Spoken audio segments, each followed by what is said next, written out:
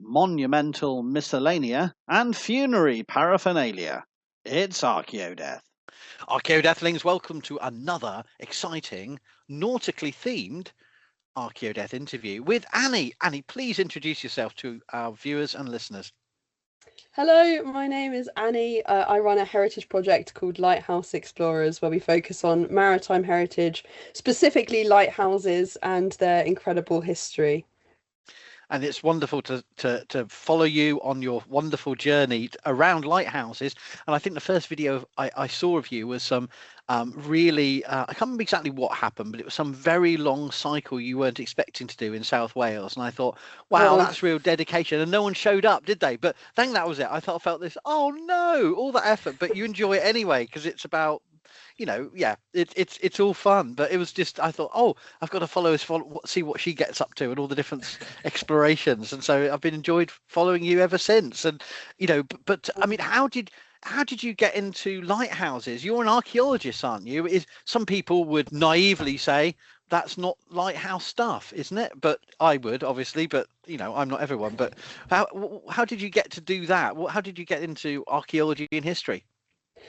Yeah, it's interesting. I can't remember how I got into archaeology and chose it at university. I don't remember the decision-making process really for that, because I applied for a breadth of things. I think for me, I've got so many different interests and passions that when it was time to choose a university course, I went for everything. I was my A levels were biology, chemistry, history, and English literature.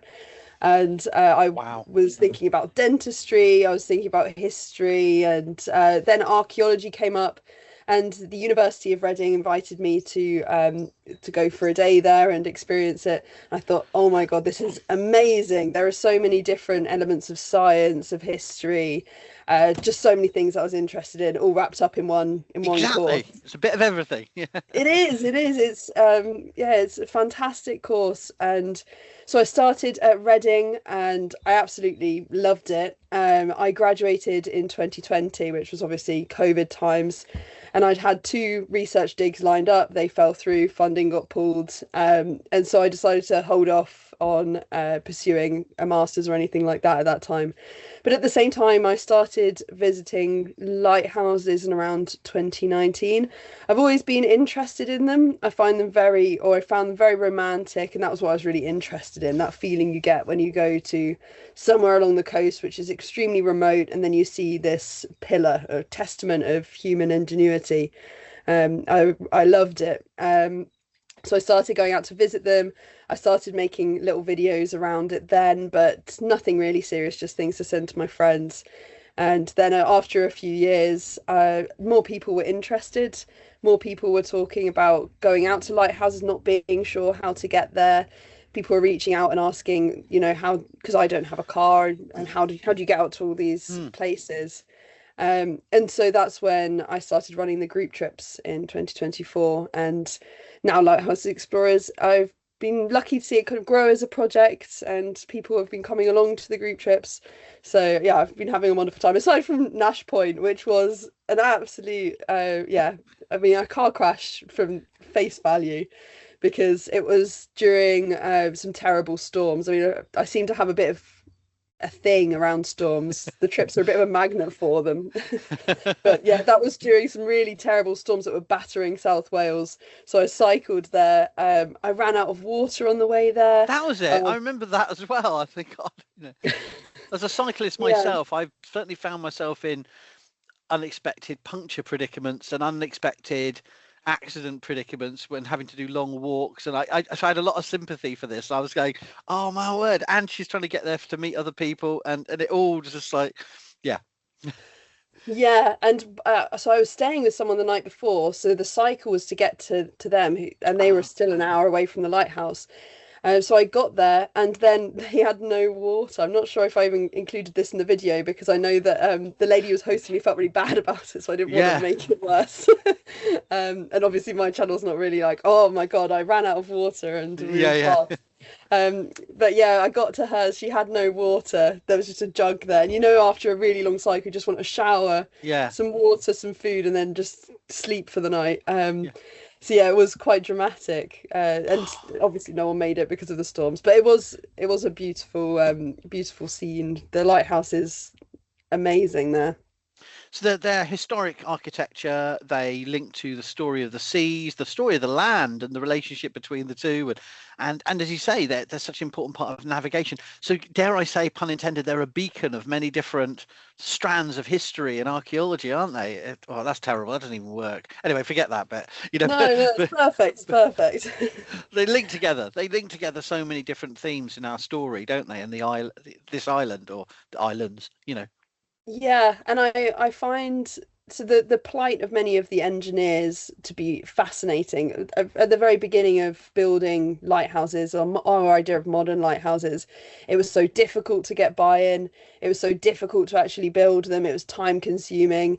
A lot of the technology was developed kind of on the fly of we need to build this lighthouse. It's really difficult to access for this, and this reason. How do we get around that? Yeah. It was remarkable, and then the people who then went on to care for them as well. It's such a sacrifice, almost no human contact, very limited human contact.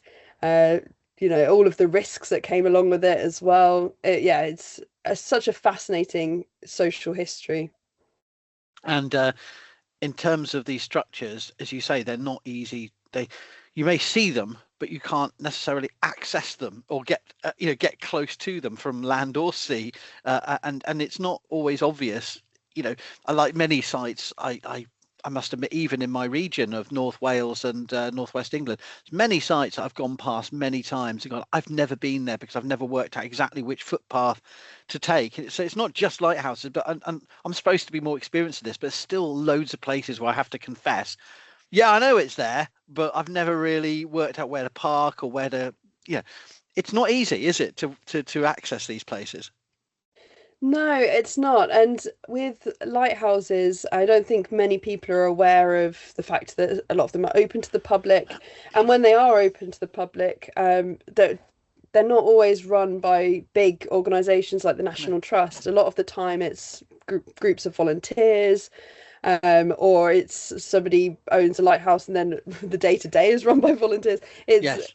It's they're very special places, and I don't think enough people are aware that they have the right to access them and that they can access them and how to do so. So you've turned this from a personal passion into a project. Why do that? Why not just stick with, I like going to lighthouses and sharing social media about them? Why take it to the level of organizing trips and a more formal, structured way of approaching this, which I think is great. Don't get me wrong, but what's the motive there? No, it's a good question. So for me, I don't think I would see value in what I was doing if it didn't include tangible outreach. So I have an archaeology background. I'm currently studying a master's at UCL in cultural heritage studies, and I wanted to do that because I care very deeply about how we present the past to the public. I have been in a lot of different front-facing roles in museums and heritage sites. I'm Reading Museum's Jane Austen costumed interpreter, so I go along to events and dress up as Jane Austen to get people involved in the museum. That step of talking to people in person, I think, is extremely important. Yes. And that's so it made sense to me that Lighthouse Explorers would become something like that.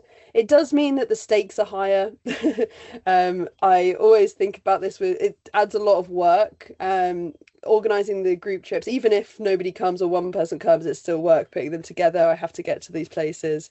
And there's always the risk that someone's going to come along and be quite unfriendly or meeting people in person, especially as a woman in this space. Yes. There are risks involved, but yes. I think ultimately the goal of involving people in our heritage, making them passionate about it, and drawing together community in that way is more important, I think.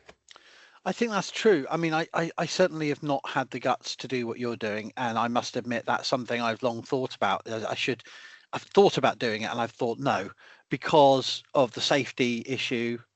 Less so for me, but still, it's an issue for everyone. But also because I don't have that self-confidence that anyone would want to come along on something I've got to say. as opposed to like an expert guide of a cemetery or a particular. There's lots of other archaeological guys. I don't want to really take away their work, and mine probably stuff would be substandard. But you've got the perfect mix of a dedicated theme that can go anywhere in the. You can take it and transplant it. So for me, I don't mean this as putting myself down. So I can see exactly why you're doing what you're doing and why I'm not doing it, if that makes sense. And it works perfectly for what your project, and I think it's really great you're doing it. And it's not about big numbers, is it? It's about those that want to be there, and there'll always be people that won't be able to show. And if you charge a lot, then maybe people will come, but then there'll be a particular clientele that not necessarily it'll defeat the purpose of it being inclusive. So I think you got a really good formula as far as I can see. It sounds like a great. You got the digital element, but it's about the tangible, isn't it? Yeah, you've raised a good point there. Pricing and how much it costs and making it accessible has been quite a complicated theme. So last year I started off the group trips of 2025 with a trip out to Eddystone Rocks. Oh yes. So we took a boat out, and all I did was split the cost of the boat between everyone that came. There wasn't any money making involved. It was just splitting the cost. And it meant that some of the people who went on that trip are people who have wanted to go out to that lighthouse for years, but it costs £100+ to get out there. You're not going to do it on your own, are you? Is in other words, no. Unless you've got money to burn. Yeah, but for me, it gave value to what I was doing, that because of the lowered barrier of entry, we had people on that trip who were extremely passionate about seeing the lighthouse. One person in particular, his granddaughter had seen a video and said, "You've always wanted to go out there. This has been on your bucket list. This is a good chance to go."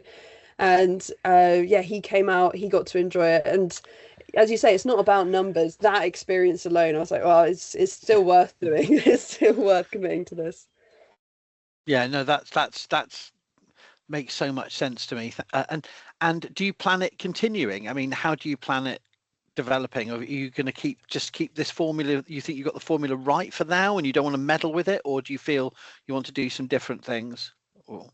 I would like to continue the group trips, but alongside that, I am introducing this summer a travelling archive. So the Phorology Travelling Archive, which will hopefully, if all goes to plan, be an archive which I can pop up at different local maritime museums, the smaller the better, which have stories of lighthouse keepers within it.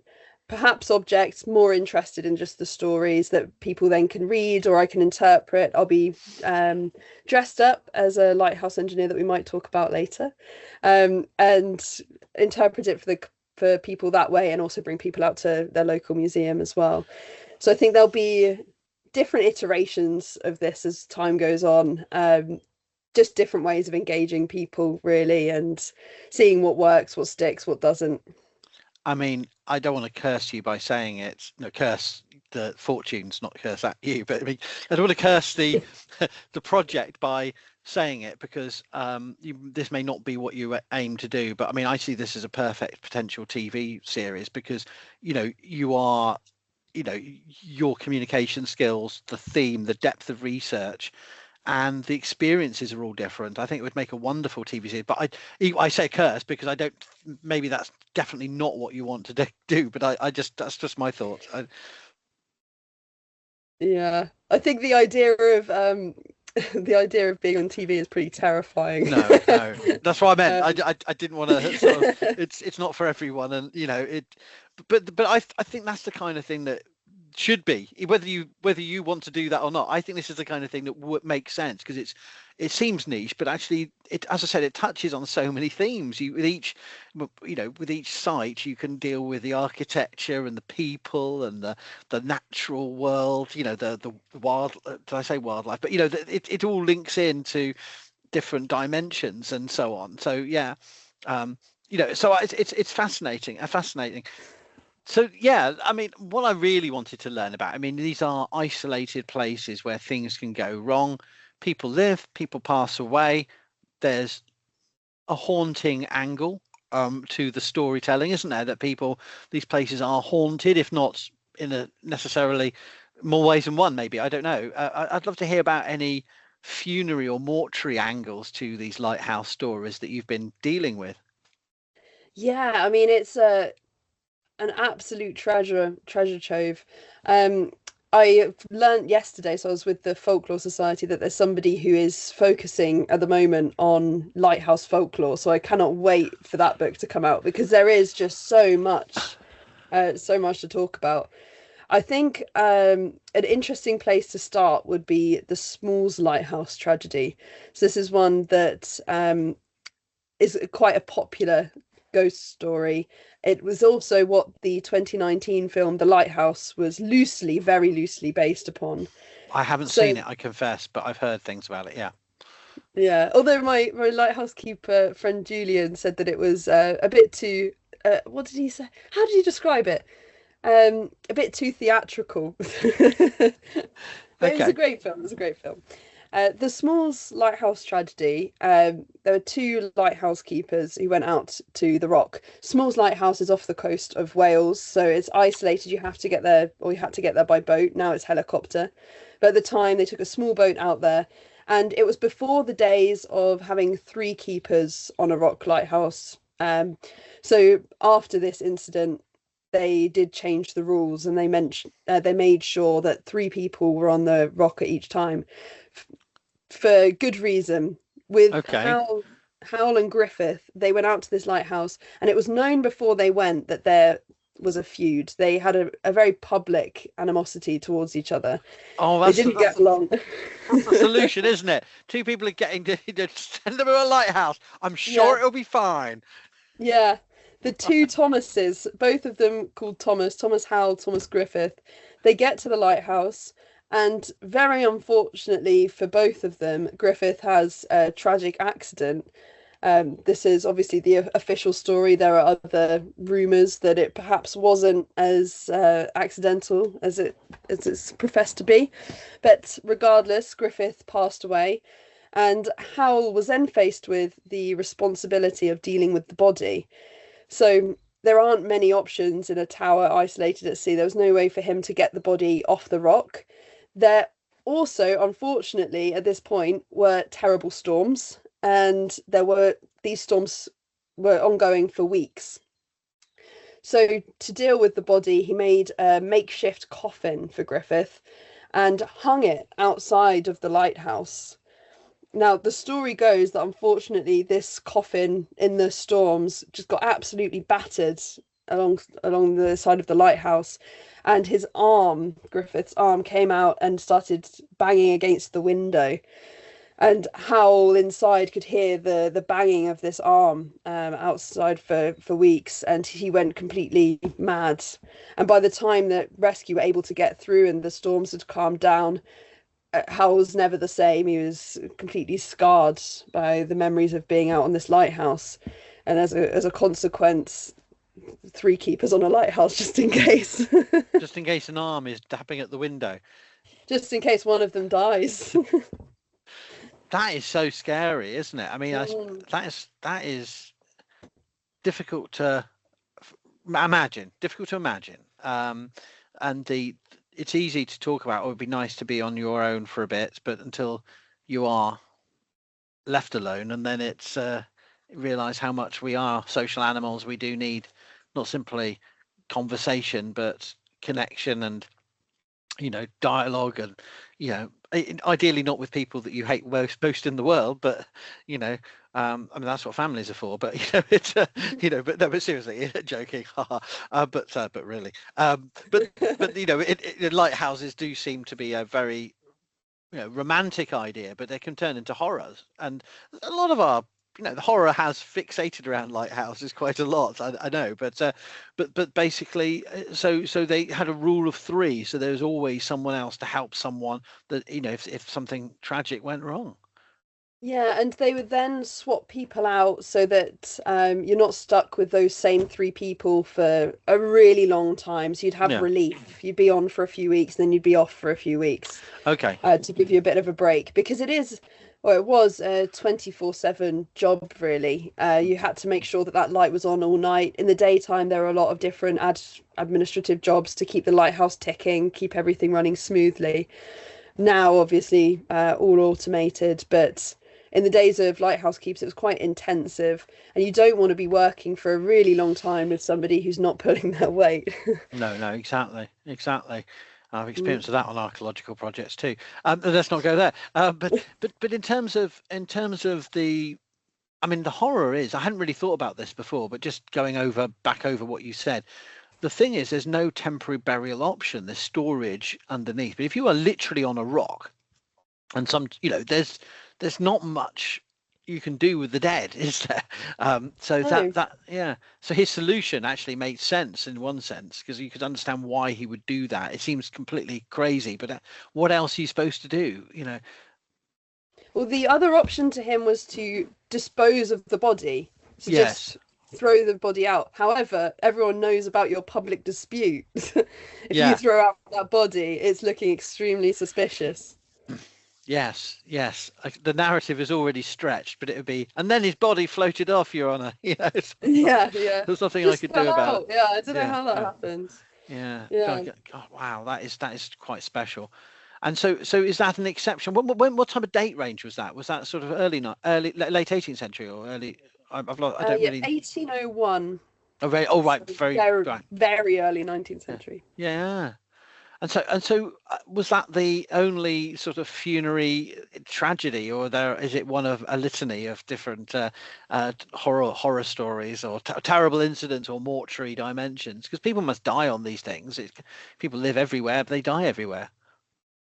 Yeah, there aren't a great many stories of people dying per se. Okay. I have another mystery for you though. Well, yeah, I think is it referred to as a mystery? I think it's still mysterious.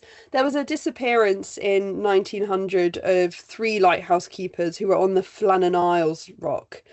So a boat went past the rock and saw that the lighthouse wasn't on, was very concerned about this. A team went out to understand what was going on, if the keepers needed any help. There were three keepers, because this is 100 years on from the Smalls Lighthouse. Mm. And it's a very remote island in Scotland, so quite far away from any people. The recovery team get there and they start looking around and they find food half eaten, logbooks containing like kind of strange messages about emotional turmoil. And then the three lighthouse keepers are nowhere to be seen. They search the entire island, and it's obviously three people. So it seems remarkable that one wouldn't be still in the lighthouse. How are all three of them just gone? But they searched the whole island top to bottom and they never found them.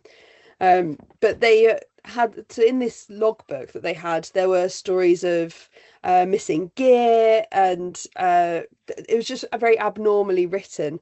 It seemed in the last few days that something was going on with them. I mean, I'm going to disperse some of the romanticism with my opinion, because I think most likely they went out during a storm, and it's quite a remote and dangerous rock in a storm. So I think most likely they got swept away by the sea. Mm. But extremely, extremely sad, and for all Mm. three of them to have gone. Unresolved. Yeah. Yeah, and we're quite fortunate really that there were no shipwrecks at this time as well, because Mm. up in the Scottish islands, it's extremely rocky, and the lighthouses are very needed for safe navigation, especially in the early 20th century before the days of GPS. Mm. So, yeah, very fortunate really that there were only three tragedies, but apologies. Mm-hmm. Yeah, it's a very peculiar mystery. So are there many lighthouses? I don't really know this. I should know. I know their names are often after their geographical location, so that makes sense. But are there many that are named or in memorial terms, have given memorializing people or places, or do they have memorials at them to the lighthouse keepers? Are they memorial spaces as well, even if people aren't dying at them? Do they have like you have in a church, you have a list of organists or a list of incumbent priests, but is there anything equivalent to lighthouses where they have any memorial dimensions, or is that really not something that's done? It's a good question. So every lighthouse in the UK is different that I've been to. A Okay. few of them have had lists of keepers, but not a great many. The ones that are open to the public more focus on the history of the lighthouse, and I think quite detached terms actually, Mm, focusing more on the lighthouse being built, any shipwrecks, because people are interested in shipwrecks, mm, but don't tend to focus overly on the lighthouse keepers who are stationed there. In the States, I think it's slightly different. I know I can think of a few different lighthouses that are named after people. It's not okay. after the lighthouse keepers themselves. I'm pretty sure there are a few which have like human names, but most of them are named after the geographical location of the lighthouse. I can't think of any in the UK which are not based on the place that they are, which makes it great for navigating too. For me, and I don't know if this is a place you've been to or engaged with, but for me, the most famous person associated with lighthouses is Grace Darling and the whole Bamborough, the wreck of the Forfarshire, and that she is got a very distinctive. I'm interested because she's got very distinctive landward memorialization. I don't know if that's something you've explored at all, but I did a blog post quite a while ago about it, and it's fascinating. But I haven't been to the lighthouse, but I was interested in how she's commemorated at St Aidan's Church and how um her story is romanticized and becomes one of these classic Victorian sort of heroine stories. I don't know, is that an exception, or are there other kind of people linked to lighthouses who are sort of heroized, what's the word, turned into heroes? The estates, there are a lot of families who would look after lighthouses. That wasn't as common in the UK. Okay. And when I refer to lighthouses in the UK, I do mean yes, the commissioners of Irish Lights, the Northern Lighthouse Board, and Trinity House, who look after all the lighthouses in the British Isles. All of them had the same kind of structure. It'd be a keeper, and his family might live nearby, they might not. And for the most part, that keeper is employed, but not the family's not involved. Right. That's not always the case. And Grace Darling, her family, that was different. She was involved, and she lived on the lighthouse as well. But in the States, quite commonly, they had a whole family who would just live and look after the lighthouse. And often, if the male lighthouse keeper passed away, then the female lighthouse keeper would step in. It Oh. happened in the UK as well, but much less frequently. It was much more common in the States. Yeah, because the uh, what's it called, the lighthouse at the end of the Wirral that you went to, that didn't have a woman as the final keeper or one of the lighthouse keepers. I can't remember now, but Liso, I don't know, but there certainly are. So yeah, so there's other people around, but they're not always. They're quite exceptional for them to be turned into heroes for their deeds or anything. Yeah, I mean, it's also all about marketing, isn't it? Because some of the stories that they choose I find quite peculiar. I don't know how they've got so popular. With Yeah, Grace Darling, obviously it's an extraordinary story, but yeah, it must have been picked up by the yeah, odd person, and then it's just a story the that gets press. passed Yeah. down. Because Liso, that's a very good point. That is a notable exception of the lighthouses in England and Wales don't have families living there, because Liso was a family home. It's Okay. an absolutely huge lighthouse. I mean, you go inside it, and they've got an archive room that you can work in as well. It's very lovely to plug it if you're in that direction. Yeah, yeah. But absolutely huge rooms, and there was a whole family living there. And when it was decommissioned, they set up a cafe in the bottom of the lighthouse, and they really, really made it their home until the mother passed away. But yeah, that was a notable exception. It's fascinating to hear all these stories, and I wondered whether you have any thoughts on the challenges of sharing your very specific, heritage interest online, because I think lighthouses are fit the portrait style of social media as architecture quite well, but the landscapes, which are so important, it's very difficult to capture, isn't it? Maybe you don't. I find it very difficult when I go, look at this amazing landscape, and people going, well, it doesn't quite convey in the same way. Do you find anything maybe that or something else that is not necessarily is is a challenge for social media? I mean, do you find it's mainly plain sailing, to use another nautical? No, yeah, not particularly plain sailing. I think, and also Jeeves has decided to weigh in on this. Good. Hello, Jeeves. He's got a video call later this afternoon as well, actually, as a side plot. Ah. So some of the struggles I have, I think when you say it's difficult to capture the landscape, it certainly is. Especially when I don't know if you have a camera, but for me, it's mostly my phone. Yeah, I mostly use a phone. Yeah. I think that's the difficulty. I've watched a really cool YouTube series by Ed Pratt when he came down the River Thames, and he manages to really show you the landscape with drone footage and all of this. Yeah. He had quite an elaborate setup. So I think it's possible. The barrier to entry is I'm not going to buy a drone. Yeah, they're quite expensive and I would probably break it. That's the thing I worry about. Flying it for 10 seconds, I'd be good at that. And then any longer, yeah. Yeah, and he was kayaking at the same time. I have no idea how he did that.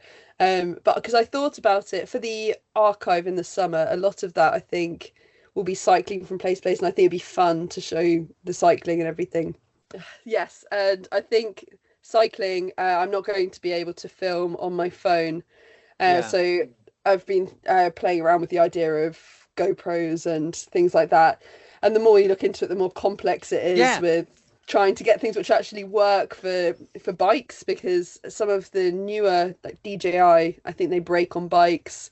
So it gets all complicated, and Lighthouse Explorers, the aim is for it to sustain itself as much as possible, so I don't want to waste money on really expensive equipment. I think that's really sensible, because I think there's so many things that can be about pleasing the rando on YouTube who demands that's not in focus, a bit more lighting. There's always some weirdo commenting about your clothes or your hair or whether the cat is got the tail the right, I don't know, whatever random thing. And I just but even if you're not indulging that, it's still easy. People go, well, production quality was a bit poor, or the mic wasn't very good, and it's easy to internalize that and think you've got to sort of constantly up the stakes of quality. But when the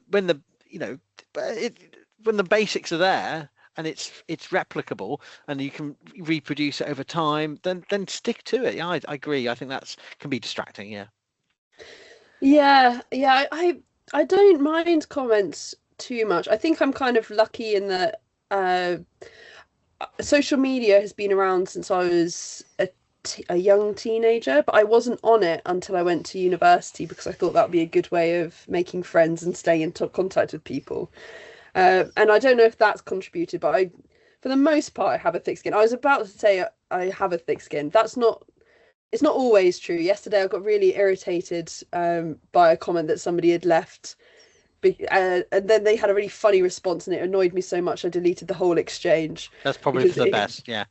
Yeah, it was something along the lines of, you've done this wrong. And I said, you can scroll on, you don't have to watch the video. And then he said, well, too late for that then. I was like, damn it, that's hilarious. And I'm so annoyed by this exchange now that I'll just delete it.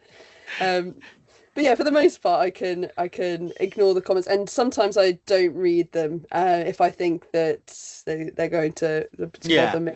Yeah, I must admit, you've got to find your own way of navigating it in terms of. I think as long as my feeling is some people I know are very over polite and indulge people who don't deserve indulging, and other, and I know that perhaps to the other extreme, I'm a bit quick at blocking people just for looking at me wrong type thing. I mean, they don't, but the equivalent, the comment equivalent of it. But frankly, I've got to preserve my peace, and I'm not going to, well, explain it to me. I said I do in the third minute of the video. But why don't you do this? And I said, it's in the third minute of the video. Just like, oh no, just block. I'm not, if you can't be bothered to watch it. So I must admit, but you've got to find a way to navigate that. And do you find it's bringing you connections to other historians and researchers and enthusiasts? And it has done.